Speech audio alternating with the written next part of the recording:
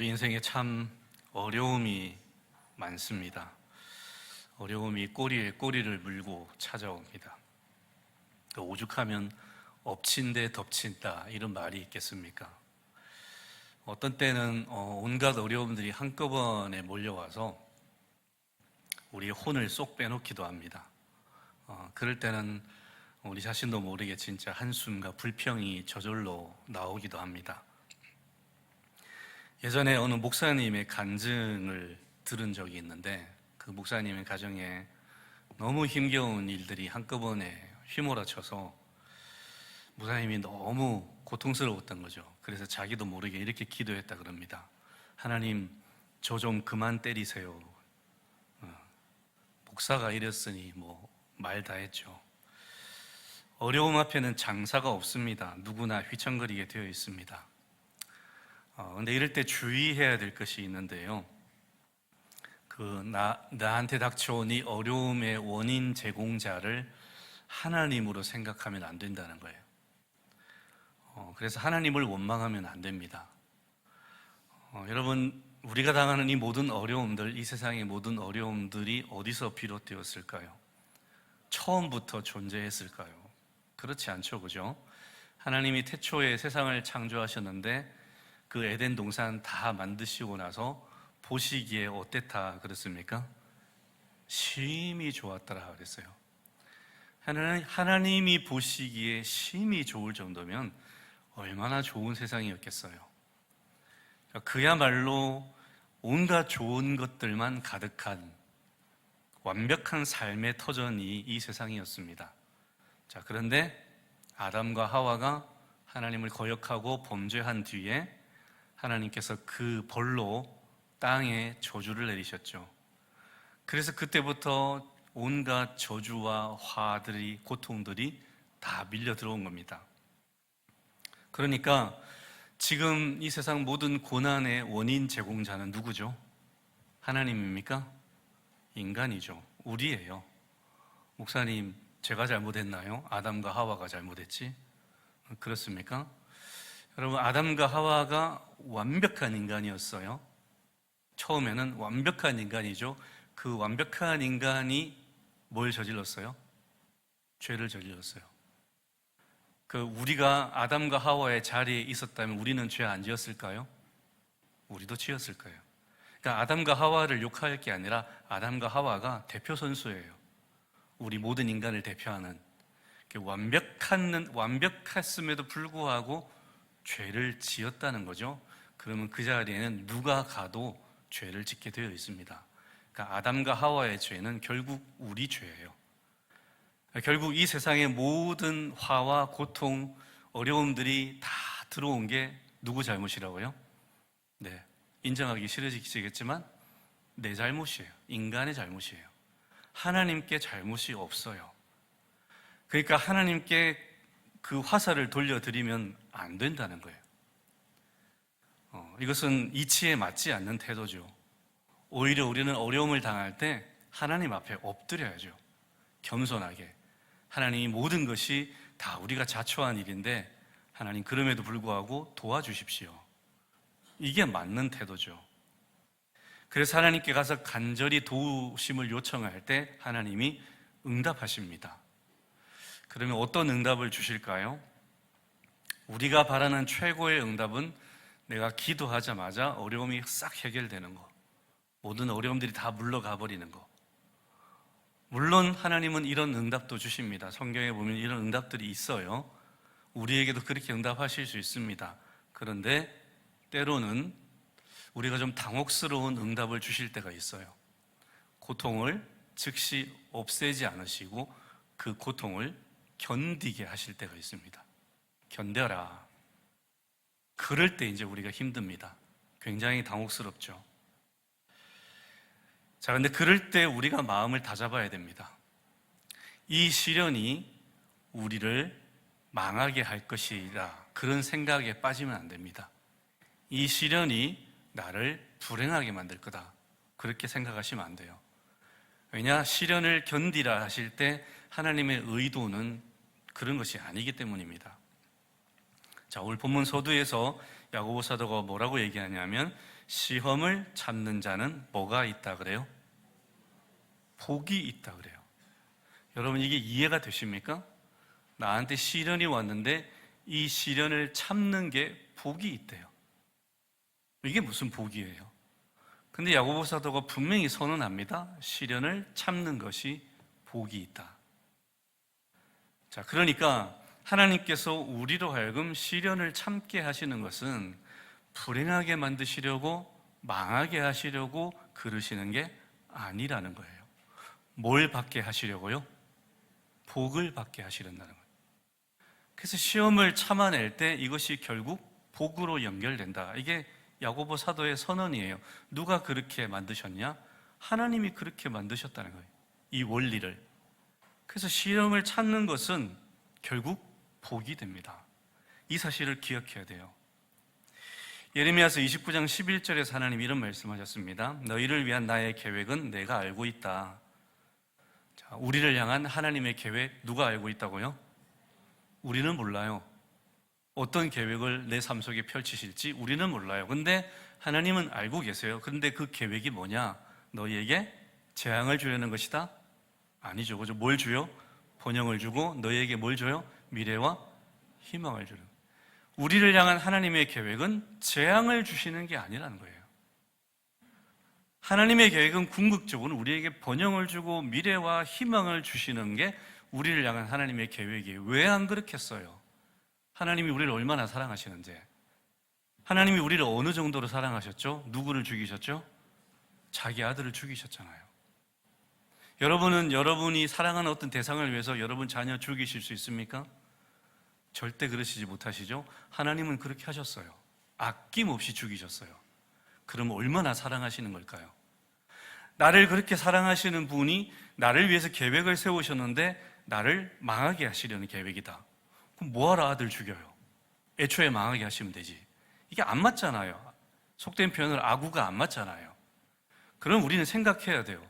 하나님이 나한테 이런 재앙을 견디게 하시고 시련을 견디게 하시고 고통을 견디게 하셨음에도 불구하고 하나님은 여전히 나를 사랑하셔 라고 생각하셔야 된다는 거예요. 이 모든 것들이 복이 되게 하시겠다. 그게 하나님의 약속이에요. 이 말씀은 기원전 597년경에 하나님께서 예레미야 선지자를 통해서 유다 백성들에게 예언하신 겁니다. 너희가 조금 있으면 바벨론 제국에 망하게 될 거다. 그러니까 그 사실을 순순히 받아들이고 거기에 포로로 끌려가더라도 거기서 잘 살고 있어야 된다 라고 예언을 하셨어요. 이스라엘 백성이 이게 이해가 안 되는 거예요. 거룩한 하나님의 백성이 개 같은 이방 민족에게 점령을 당해서 망했는데 그 개 같은 땅에 가서 거기서 살고 있으라? 이해가 안 되는 거예요, 하나님의 말씀이. 그래서 이 예언을 처음 들었을 때 유다의 왕들과 이스라엘 백성들이 예레미야 선지자를 향해서 분통을 터뜨렸습니다. 무슨 말도 안 되는 소리 하고 있냐? 하나님이 어떻게 우리에게 그런 예언을 하실 수 있냐? 네가 지어낸 거지. 자, 그러자 하나님께서 그들에게 다시 말씀을 주신 게 이 말씀이에요. 바벨론에 포로로 잡혀가는 것은 재앙이 아니다. 나중에 내가 그것을 너희들에게 번영과 미래와 희망의 디딤돌이 되게 할 것이니까 군소리 하지 말고 가서 잘 견뎌라. 그렇게 하신 거예요. 견뎌라 그러셨어요. 이처럼 하나님께서 우리로 하여금 견디게 하시는 모든 시련은 결국 복의 통로가 됩니다. 이것이 하나님의 약속입니다. 여러분 이 약속을 믿으시기 바랍니다. 여러분이 지금 당하시는 시련이 있으실 수 있는데 그 모든 시련은 재앙이 아닙니다. 하나님 우리에게 재앙 주시는 분이 아니십니다. 그러실 것 같았으면 아들 죽이시지도 않으셨습니다. 아들까지 죽이실 정도로 우리를 사랑하시는 분이 우리를 위한 계획을, 재앙의 계획을 세우시겠습니까? 절대 그러시지 않습니다. 번영과 미래와 희망, 결국 복이 되게 하실 거예요. 이 사실을 믿어야 시련을 이길 수 있습니다. 그렇기 때문에 시련 당하는 것을 마냥 불행으로 여길 것이 아닙니다. 오히려 그 반대일 수 있습니다. 예수 잘 믿는 어떤 사람이 남의 집에 하인으로 있었습니다. 근데 하루는 그 주인이 조롱을 해요. 비아냥해요. 야, 너는 예수 믿는데 뭘 그렇게 어려움을 많이 당하냐? 나 봐라. 예수 안 믿어도 잘만 살잖냐? 떵떵거리고 살잖냐? 차라리 그러면 예수 안 믿는 게 낫지 않냐? 비아냥을 했어요. 그때 하인이 이렇게 대답합니다. 주인님, 노하지 말고 들어주십시오. 주인님이 사냥을 하다가 사슴 2마리를 발견하고 화살을 쏘았는데 한 마리는 맞아서 즉사했고 다른 한 마리는 다리에 맞았는데 계속 도망을 치고 있다고 생각해 봅시다. 주인님은 그 2마리 사슴 중에 어떤 사슴을 쫓아가겠습니까? 아니, 당연하지. 당연히 도망가는 사슴을 쫓아가야지. 죽은 사슴은 이미 내 수중에 있는 건데 왜 그것에 관심 두겠냐? 그렇습니다, 주인님. 마찬가지로 시험이 없는 영혼은 이미 죽은 영혼이기 때문에, 이미 마귀 것이기 때문에 사탄이 그냥 내버려 둡니다. 반대로 하나님의 뜻대로 살려고 하는 자는 마귀가 이를 방해해서 자기 손아귀에 넣으려고 온갖 노력을 다하기 때문에 계속 시험을 당하는 겁니다. 주인이 한 방 먹었죠, 그죠? 여러분, 우리에게 시험이 있다는 것은 우리가 영적으로 어떻다는 거예요? 어떻다는 거예요? 살아있다는 겁니다. 살아있다는 증거예요. 우리가 아직 사탄의 손아귀에 잡히지 않았기 때문에 사탄이 우리를 넘어뜨리려고 계속 시험하는 거예요. 그러므로 시험 당할 때 마냥 낙심할 일이 아닙니다. 오히려 속으로 이렇게 생각해야죠. 아직 내가 영적으로 살아있구나. 그래서 사탄이 계속 시험하는구나. 이렇게 생각하셔야 됩니다. 그래서 마음을 오히려 굳게 먹어야죠. 시련 당할 때 영적으로 넘어지지 않도록, 영적으로 넘어져서 죽지 않도록 더 굳게 서서 그 시련을 잘 견뎌야 되는 겁니다. 자, 시련을 견딘다는 것은 어떤 의미냐? 12절을 다시 보시면요. 시험을 참는 자는 복이 있나니 이는 시련을 견뎌낸 자가 주께서 자기를 사랑하는 자들에게 약속하신 생명의 면류관을 얻을 것이기 때문이다. 자, 시련을 견딘 자에게 뭘 주신다고요? 생명의 면류관 주신대요. 누가요? 주님께서. 누구에게? 누구에게?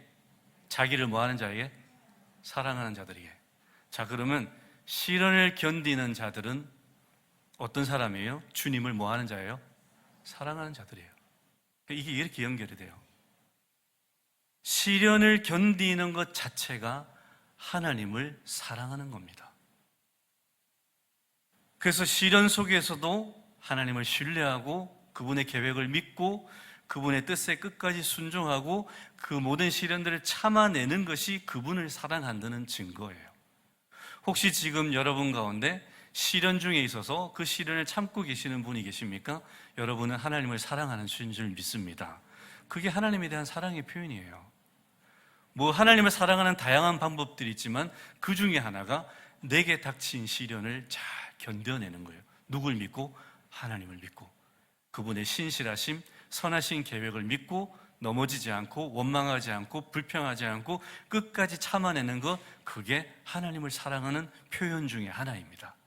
잘하고 계시는 거예요. 그렇게 하셔야 되는 겁니다. 나 하나님을 사랑하고 있는 거야. 그래서 시련 참고 있는 거야. 하나님이 그 모습을 보시면 어떠실까요? 얼마나 기쁘시겠어요. 인도 마드라스의 한 주교가 어느 도시를 방문했습니다. 그 도시에 가서 한 소녀를 만났는데 그 소녀의 별명이 꼬마 사도예요. 이 소녀가 평소에 정말 열심히 복음을 전했기 때문에 이 별명이 붙었습니다. 그래서 이 소녀의 전도 덕분에 많은 인도 사람들이 예수님을 믿게 되었어요. 근데 인도는 원래 기독교가 아니잖아요. 그러니까 힌두교를 섬기는 많은 주변 사람들이 이 소녀를 엄청나게 박해했습니다. 그래서 소녀의 얼굴, 등, 다리, 몸, 온몸에 맞은 상처 투성이에요. 성한 곳이 없어요. 주교가 이 소녀를 봤는데 이 소녀를 보고 눈물이 글썽글썽해진 겁니다. 그리고 이렇게 물었어요. 꼬마야, 이렇게 힘든 고문을 너 어떻게 참았니? 그때 소녀가 웃습니다. 웃음을 지으면서 주교에게 이렇게 되물었습니다. 주교님, 주교님은 그리스도를 위해 고통받는 것이 즐겁지 않으세요? 이렇게 물었다는 거예요. 너무 충격적이지 않습니까? 소녀는 예수를 전하다가 그렇게 엄청난 핍박을 받았지만 그 핍박을 어떤 마음으로 견딘 거예요?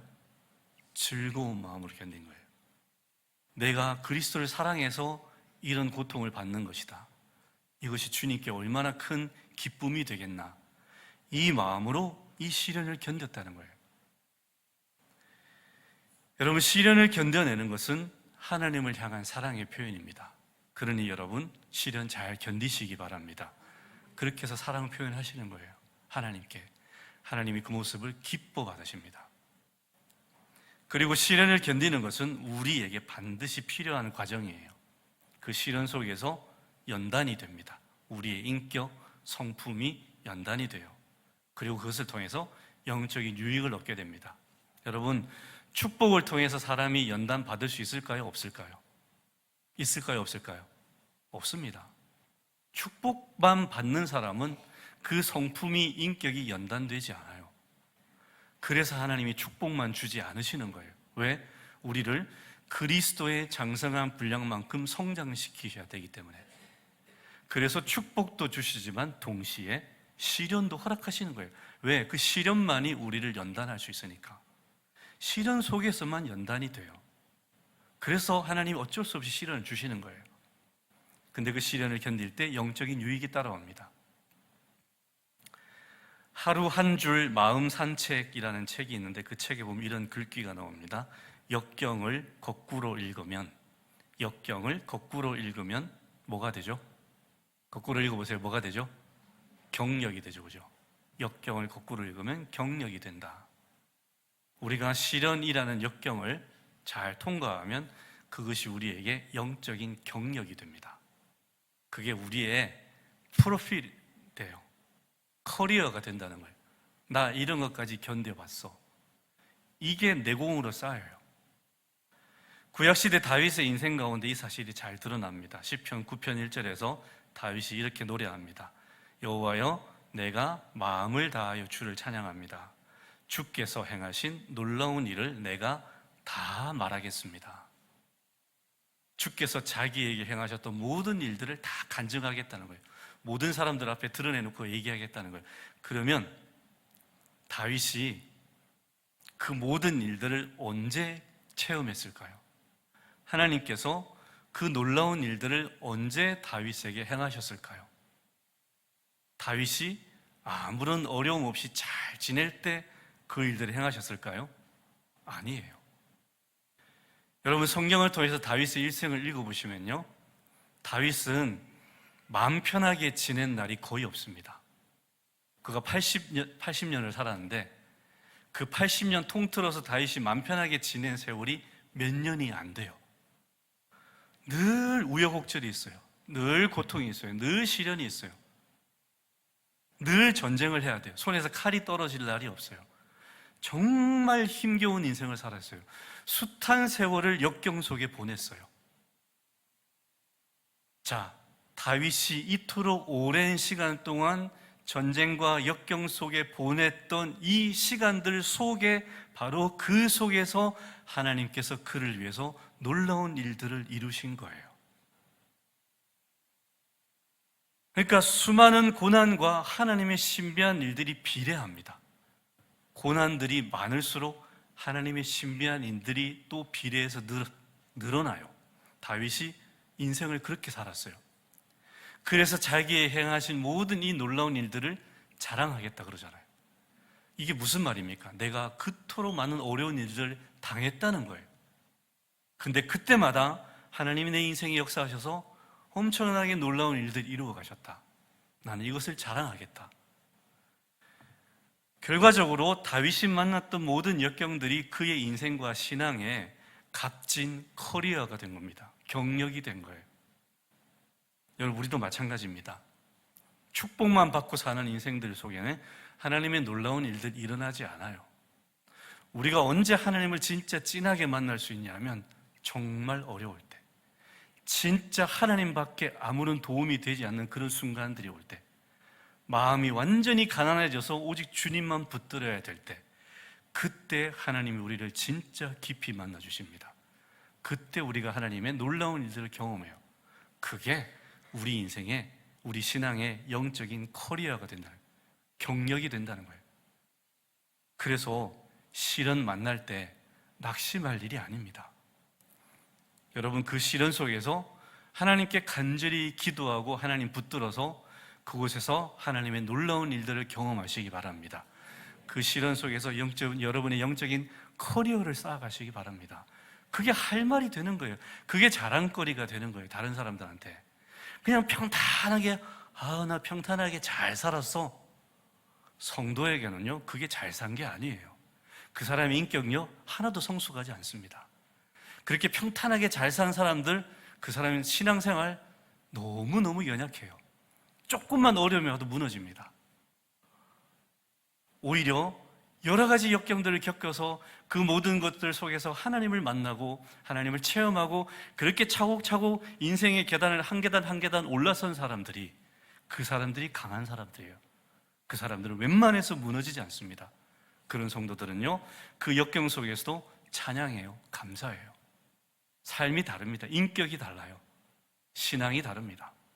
그래서 시련들을 만났다고 해서 마냥 불평할 일이 아닙니다.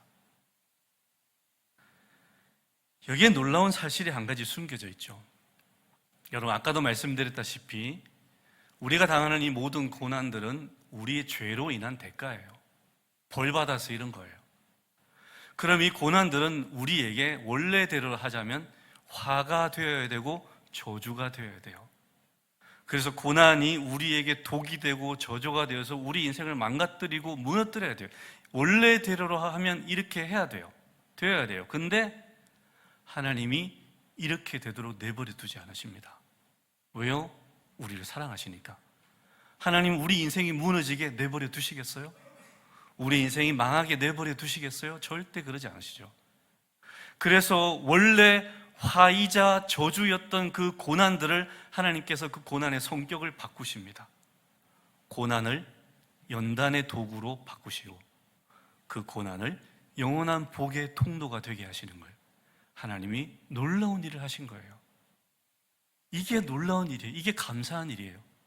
내가 지금 겪는 모든 일들은 원래대로라면 이게 나에게 벌이고 그것 때문에 내 인생이 무너져야 되는데 하나님 그렇게 만들지 않으시고 나를 붙드셔서 견디게 하시고 연단되게 하시고 이걸 통해서 성숙하게 하시고 결국에 영원한 복으로 이끌어 가신다는 것, 이 일을 이루셨다는 거예요. 얼마나 감사한지 몰라요. 여러분, 그러므로 시련 당할 때마다 이 사실부터 떠올리시고 하나님께 먼저 감사하시기 바랍니다. 하나님, 절대로 이 시련이 나를 무너뜨리지 않게 하실 줄 저는 믿고 있습니다. 이 시련이 나를 망하게 하지 않을 거라는 걸 하나님 저는 믿고 있습니다. 하나님이 저를 붙들고 계시고 하나님이 이 시련을 그렇게 만드시기 때문입니다. 모든 것이 합력하여 선이 되게 하실 것이기 때문입니다. 그러니 하나님, 지금 제가 고통스럽지만 그럼에도 불구하고 하나님 믿고 감사하겠습니다. 이게 우리 신앙인의 고백인 거죠. 야고보 사도는 시험을 찾는 자가 복이 있다 그랬어요. 그러면 그 복이 구체적으로 뭘까요? 여러분에게 한번 여쭤볼게요. 여러분이 막 시련이 왔는데 그 시련을 잘 참아냈습니다. 자, 그래서 그 대가로 하나님께 어떤 상을 받고 싶으세요? 네, 그런 거예요. 지금 여러분 생각하신 그런 거예요. 잘 됐으면 좋겠어. 하나님 또 물질의 복도 좀 많이 주시고 또 승진도 하게 하시고 막 일들이 잘 풀리고 사업도 잘 되고 우리 이런 복을 받고 싶어 하죠. 그 복이 나쁘다는 게 아니에요. 하나님 그런 복도 주십니다. 그런데 그게 전부가 되면 안 됩니다. 왜냐하면 그 현세의 복이 우리에게 진짜 복이 아니기 때문이에요. 아이들이 가지고 노는 장난감 중에 가짜 돈이 있습니다. 이 가짜 돈 보면 진짜하고 거의 비슷하게 생겼죠. 모양도 비슷하고 색깔도 비슷하고. 자, 근데 여러분, 그 가짜 돈 가치가 있습니까? 없습니까? 없죠, 그죠? 그거 들고 가서 뭐 물건 사지 못하잖아요. 자, 만일 여러분이 열심히 일을 했는데 고용주가 여러분에게 가짜 돈으로 월급을 줬다고 생각해 봅시다. 여러분 그거 받고 기쁨으로 돌아가실까요? 뭐 하실까요? 이런 미친 나한테 이런 제정신이야 당신? 그러겠죠, 그죠? 근데 주인이 눈 하나 깜짝하지 않으면 여러분 어디 신고하겠죠?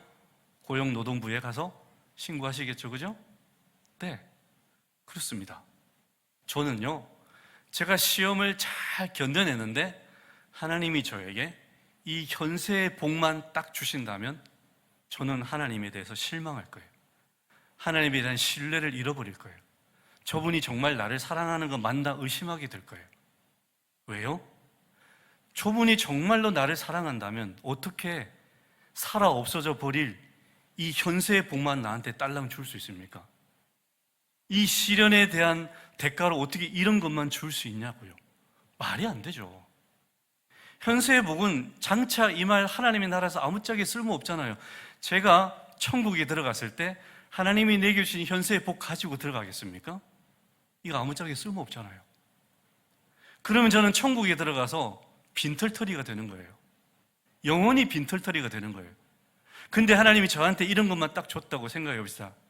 그거 제가 받아서 하나님 감사해요. 저한테 이런 많은 돈을 주셔서 잘 먹고 잘 살겠습니다. 바보죠. 믿음이 없는 거죠. 영원한 가치가 없는 현세의 복만을 인내에 대한 보상으로 주시는 것은 이건 부당한 처사죠. 천국 고용노동부에 신고해야 돼요. 어떻게 하나님 저한테 이러실 수 있습니까? 그래야 되는 거예요. 근데 우리는요, 그런 것만 주어도 감사하고 돌아가죠. 아유 주여, 그러시면 안 되는 거예요. 진짜 우리가 믿음이 있다면, 정말로 내세가 있다는 것을 안다면, 그 내세의 복이 영원한 복이라는 걸 안다면 그거 받아야죠. 저는 그렇게 얘기할 거예요. 하나님 이거 안 주셔도 돼요. 저 돈 안 주셔도 되고 사업 성공 안 해도 되고 직장에서 뭐 승진 안 해도 됩니다. 이거 대신 요거를 하늘의 상급으로 바꿔주세요. 저는 그렇게 말씀드릴 것 같아요. 그게 남는 장사 아닙니까? 그게 진짜 우리에게 복 아니에요? 별로 여러분은 수긍은 안 하시네요, 그죠? 네. 사도 바울이 고백합니다. 자기는 열심히 수고하고 애를 썼는데 보상을 받지 않겠다 그래요. 이 세상에서 보상 안 받겠다 그래요. 왜냐하면 여기서 보상받으면 그걸로 끝나는 거니까.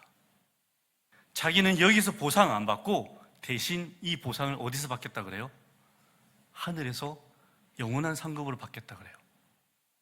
이게 지혜 아닙니까, 여러분? 성도는 이래야 되는 거 아니에요? 그렇습니다. 여러분이 시련을 잘 참고 견뎠는데 하나님께서 여러분에게 현세의 복 하나도 안 주실 수 있어요. 어떤 분은 평생 시련 속에 살게 하실 수도 있어요. 그러면 실망하죠. 낙심하죠. 어떻게 나한테 이러실 수가 있냐고. 그런데 여러분, 그렇게 말할 게 아니라니까요. 오히려 그때 우리는 믿음으로 역발상해야 돼요. 아, 하나님, 제가 이렇게 참고 견뎠는데 이 현세의 복으로 저한테 갚아주지 않으셔서 너무 감사드려요. 하나님, 요거 지금 안 주시고 나중에 주실 거라고, 나중에 주시려고 그러시는 거죠? 너무 고마워요, 하나님. 이렇게 고백하셔야 돼요. 이게 믿음이에요. 원망할 일이 아니라니까요.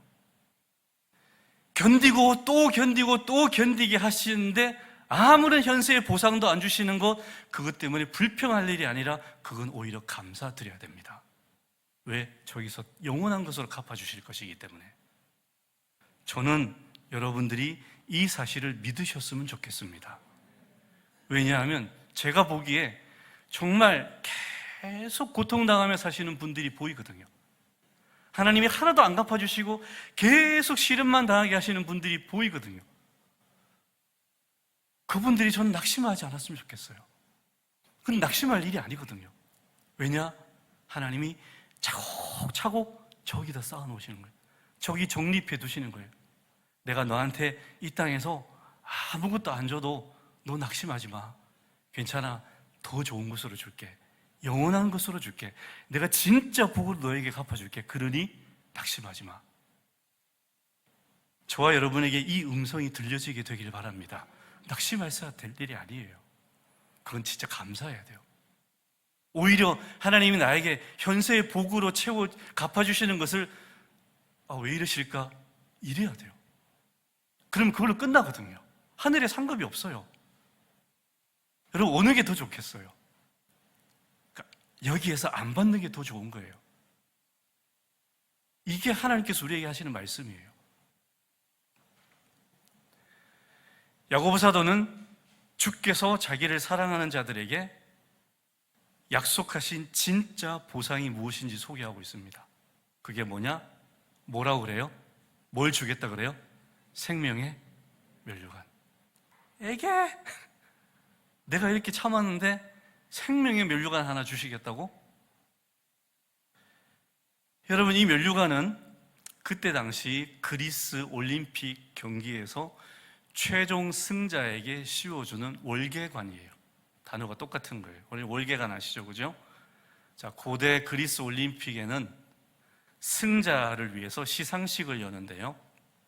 시상식을 열고 승자의 이름을 부릅니다. 아나운서가 승자의 이름을 부르고 그 다음에 승자의 아버지 이름을 부릅니다. 그리고 나서 그 승자의 출신 마을의 이름을 불러요. 그런 다음에 승자를 단상으로 부릅니다. 그리고 주최자가 그에게 월계관을 씌워줘요. 그러면 어떻게 하느냐? 그 수많은 관중들이 환호성을 지르면서 박수 쳐줍니다. 생각해 보세요. 그 승자가 얼마나 마음이 뿌듯하겠어요. 모든 사람들이 자기에게 박수 쳐줘요. 환호성을 부르면서. 자, 근데 이게 끝이 아니고요. 그때부터 그 그리스 전역에 그 마을 이름이 알려져요. 우승자 이름뿐만 아니라 마을 이름이 알려져요. 그러면 그 마을 사람들이 다른 지역에 가면요, 그 지역에서 이 마을 사람들이 대접을 받아요. 자기가 승자가 아니잖아요. 우승자가 아닌데 단지 우승자를 배출한 마을 사람이라는 이유만으로 어디에 가도 대접을 받아요. 그러니까 이 우승자는 고향에 가면 완전히 영웅이 되는 거예요. 이 마을 사람들이 어디 가도 대접받게 만들어주니까 영웅이 되어서 동상을 세워줘요. 동상은요, 전쟁에서 이긴 사람한테도 안 세워줘요. 이 올림픽에서 우승한 사람에게만 세워져요. 동상 세워지고, 그리고 이 우승자는 그 다음부터 어느 공식 행사에 가도 항상 상석에 앉게 되고 연금도 받아요. 자기도 좋고 마을 사람들도 좋고. 그래서 그 당시에 올림픽에서 우승해서 승리의 월계관을 쓴다는 것은 그야말로 세상을 다 가지는 것 같은 기분이에요. 그 명예와 자랑스러움은 말로 표현할 수가 없는 거예요. 자, 여러분이 하늘에서 이 월계관을 쓰게 됩니다. 주여, 감이 안 오세요? 자, 이 월계관을 누가 씌워줄까요? 주님이 씌워주겠죠. 어떻게? 누구누구야 내 앞에 나와라. 많은 천국 성도들이, 천사들이 지켜보는 가운데 누구누구야 내 앞에 나와라. 그래요. 그럼 우리가 나가겠죠. 그리고 주님이 그 월계관을 딱 씌워줍니다. 그때 어떻게 할까요? 주변에 있는 사람들이 박수를 치겠죠. 모든 천국 성도들이 박수 칠 거예요. 환호성을 지를 거예요. 잘했어, 멋있어, 잘 참았어, 아주 멋있어, 너 정말 잘 산 거야. 온 천국 성들이 환호성을 질러줍니다. 박수 쳐주는 거예요. 여러분, 상상해 보세요. 얼마나 뿌듯하겠어요. 그것뿐만 아니에요. 성부, 성자, 성령 하나님이 친히 인정해 주십니다. 잘했다, 너 정말 잘 살았다, 잘 참았다. 그래서 그 다음부터 천국의 온갖 영화가 그 사람에게 다 주어집니다. 내가 천국에서 누릴 수 있는 모든 영화를 다 누리게 돼요. 한 사람 아멘 했습니다. 그렇기 때문에 그때 당시 성도들에게 이 생명의 면류관이라는 단어는 정말 가슴 설레는 단어였어요. 왜냐하면 그 사람들은 우승자가 어떤 대우를 받는지 알거든요. 내가 천국에 올라가서 하나님과 온 천국 백성들로부터, 성도들로부터 이런 대접을 받게 되겠구나. 가슴이 설레는 거예요. 그래서 사도 바울도요, 디모데후서 4장 8절에서 이제 나를 위해서 의의 면류관이 예비되었다 자랑해요. 이 고백을 할 때 얼마나 사도 바울의 가슴이 벅찼겠어요. 왜냐하면 사도 바울은 이걸 상상만 하지 않거든요. 사도 바울은 어디 갔다 왔어요? 삼층천에 갔다 왔잖아요. 천국에 갔을 때 사도 바울이 아마 이 광경을 봤을 거예요. 거기 왔던 어떤 성도가 하나님으로부터 면류관을 씌워주는 걸 받고 온 성도들이 박수갈채를 보내고 환호성을 지르고 칭찬받는 그 장면을 목격했겠어요. 그 영광스러운 장면을 봤을 거예요. 그리고 땅에 다시 내려왔어요. 그때부터 사도 바울의 마음에는요, 오직 한 가지 목적이에요. 내가 이 사역을 열심히 잘 해내고 이 신앙생활 잘해서 나도 저기 가서 저 면류관 써야지. 저 사람처럼 저 면류관 쓰고 영광 받아야지. 사도 바울 평생의 헌신의 동기가 이거였어요. 나 면류관 쓸 거야. 나 저 영광 받을 거야. 나 하나님 앞에 칭찬받을 거야. 인정받을 거야. 얼마나 가슴 설렜을까요? 그리고 수십 년 동안 그가 그 사역을 잘 감당한 다음에 이 고백을 합니다. 이제 나에게 드디어 생명의 면류관, 의의 면류관이 주어질 것이다. 얼마나 기쁠까요? 이 사람 지금 조금 있으면 목베임을 당해 죽거든요. 근데 그게 눈에 안 들어오는 거예요. 그게 뭐? 그 잠깐인데. 그러고 나서 천국 갈 건데 주님이 나에게 면류관 씌워줄 때 내가 엄청난 영광을 누리게 될 텐데 이거 뭐 잠깐 목베임 당하는 거고 나한테 아무 상관없어. 이렇게 되는 거예요. 여러분, 저와 여러분에게도 이 땅에서 당하는 모든 시련을 잘 참고 견디게 만드는 강력한 동기부여가 현세의 복이 아니라 천국에 가서 쓰게 될 면류관이 되기를 바랍니다. 그 면류관 기다리시고 상상하시고 그것 때문에 견디십시오. 정말 하나님이 여러분들을 엄청나게 영광스러운 분으로 세워줄 겁니다. 자, 그러면 이제 한 가지 질문만 던지겠습니다. 시련 언제까지 견뎌야 될까요? 1년만 견디면 될까요? 10년만 견디면 될까요? 언제까지 견뎌야 되죠? 네, 주님이 우리를 부르시는 순간까지 계속 견뎌야 됩니다. 중도에 낙심하지 마십시오. 지치지도 마십시오. 마태복음 24장 13절에서 예수님 말씀하십니다. 끝까지 견디는 자는 구원을 얻을 것이다. 여러분, 끝까지 시련 견디고 면류관 쓰게 되길 바랍니다. 견디십시오. 하나님께서 준비하신 엄청난 것들이 기다리고 있습니다. 사도 바울은 그걸 보고 왔기 때문에 로마서에 그렇게 고백합니다. 우리가 당하는 이 잠깐의 고난은 우리가 받을 그 영광에 비하면 아무것도 아니다 그래요. 정말 아무것도 아니었어요. 여러분, 사도 바울이 얼마나 많은 매를 맞았습니까? 온몸이 만신창이에요. 성한 데가 없어요. 피투성이에요. 간질해, 안질해, 병도 있지, 굶기를 밥 먹듯이 하고 강도 만나고 어느 날은 돌 맞아서 죽은 줄 알고 갖다 내버려지기도 하고, 이게 아무것도 아닌 겁니까? 근데 이 사람은 이게 아무것도 아니래요. 왜요? 보고 왔거든요. 자기가 장차 받을 그 영광이 얼마나 어마어마한지 보고 왔거든요. 거기에 비하니까 아무것도 아닌 것처럼 여겨지는 거예요. 근데 여러분, 우리가 지난 시간에 함께 나누었죠? 믿음은 바라는 것들이 뭐라고요? 보지 못하는 것들이 뭐라고요? 증거라고요. 우리가 믿음을 가지면 그 영광이 진짜인 것처럼 여겨져요. 실체인 것처럼 보여요. 여러분, 저와 여러분 이렇게 되기를 바랍니다. 비록 우리가 천국 가서 보고 오지는 않았지만 우리에게 믿음이 있기 때문에 그것을 마치 보고 온 것처럼 여겨지게 되기를 바랍니다. 그분들은 지치지 않습니다. 넘어지지 않아요. 견딥니다. 웃으면서 견딥니다. 왜? 이것이 사랑의 표현이니까. 하나님 기뻐하실 거니까. 이것이 나를 연단시킬 거니까. 이것이 나를 영원한 복으로 이끌 거니까. 왜 이게 실망할 일입니까? 왜 이게 원망할 일이고 낙심할 일입니까? 시련을 당한다는 것은 복된 일입니다. 우리의 생각을 바꿔야 됩니다. 믿음으로 생각 바꿔야 돼요. 그래야 견딜 수 있어요. 저와 여러분이 정말 끝까지 잘 견뎌서 그곳에 가서 우리가 생명의 면류관을 쓰게 되길 바랍니다. 여러분이 그 면류관 쓸 때 제가 손바닥에 불나도록 박수 쳐드리겠습니다. 잘하셨습니다. 정말 잘하셨습니다.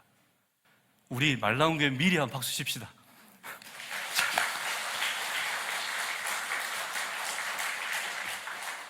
잘하고 계십니다. 정말 잘하고 계신 거예요. 참으십시오. 그래서 하늘의 영광 다 누리는 저와 여러분이 되기를 주님의 이름으로 축원합니다. 기도하겠습니다. 하나님, 정말 어려운 일들이 많습니다. 우리 연약해서, 우리 믿음이 약해서 이 어려운 일 만날 때마다 때로는 낙심하게 되고 때로는 불경하게도 하나님을 원망하기도 됩니다.